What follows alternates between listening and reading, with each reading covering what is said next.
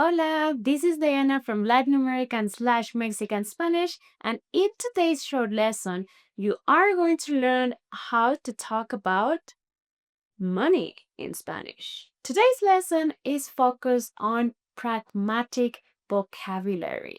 That means that you are going to learn vocabulary that is going to be necessary if you are planning a holiday on a Spanish-speaking country, if you're planning to invest your money or maybe apply for a job that is in the finances or in the business area, and also just for your survival skills in case you need to buy something from the shops and you need to know how to say credit card, debit card, investment, money, cash. You are going to learn all of that today. So let's start. First one clearly is dinero. Dinero is the basic word to describe money. The second one is cajero automático. You will definitely need to know this. If you are planning a trip to Latin America, you might need cash. Another one is banco. Banco is pretty obvious. It sounds very similar to the English word. And you know that in that case, you can find a cajero automático and you can also open tarjetas de crédito or tarjetas de débito. That is also very easy, but I will leave the translation in your screen as well. Now we have a few other words. For example, inversiones, ahorros, intereses, e impuestos.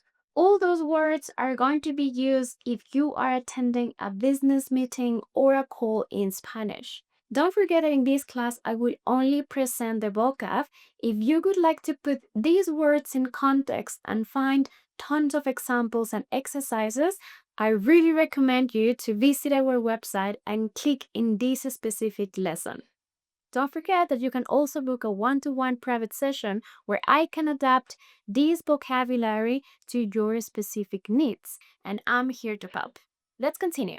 We also have words as moneda. This one creates confusion sometimes because moneda has two meanings in English. The first one is a physical coin, this physical metal that you exchange for a product. But it can also be currency. That is probably the context where you will listen to it the most nowadays. We don't carry coins that much. So that's probably the situation where you will need to use it. So don't get confused. Currency and coin. It all depends on the context. We also have billete, efectivo, and cambio. So if you are planning to pay with efectivo in a restaurant, for example, you will very likely get cambio with monedas and billetes. What is going to happen now is that I will tell you the word in English and then I will give you a little break so you can practice with me. You can pause the video, you can go back, you can write it down, take notes, use your self-study skills, and then you come back to this point of the video and study with me in real time. Ready? Okay, money, ATM, bank, investment, credit card, debit card, savings, interest, taxes, coin or currency, bill, cash, change.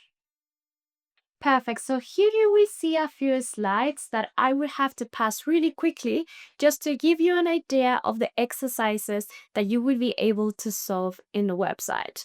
If you're a part of the first 50 people solving those exercises, I will give you personalized feedback. And the idea of all those exercises is to give you the chance to put those words in context. Okay, so your homework for today is this one. In the comments, you need to write a small essay using all the words you learned today. If you're already studying this, you probably have a bit of an advanced level of Spanish, so try to make short sentences that make sense. If you can create a nice and creative story, that could be fantastic for the other people of the community. If you find mistakes in the answers of other people, please correct them. That way, you learned, they learned, and everyone get to practice. That is a great way to reinforce your knowledge and to help others. By the way, I have worked with people that require specific things. For example, one of my students in South Africa was working in the mining industry, and he had people from Panama working with him all the time. And something that was amazing is that we were having private sessions where I was helping him to develop and to improve his vocabulary in Spanish so he could talk with his staff in Panama in a much more respectful way. His employees and the CEO of the company were really happy and very grateful for him to put some time learning Spanish.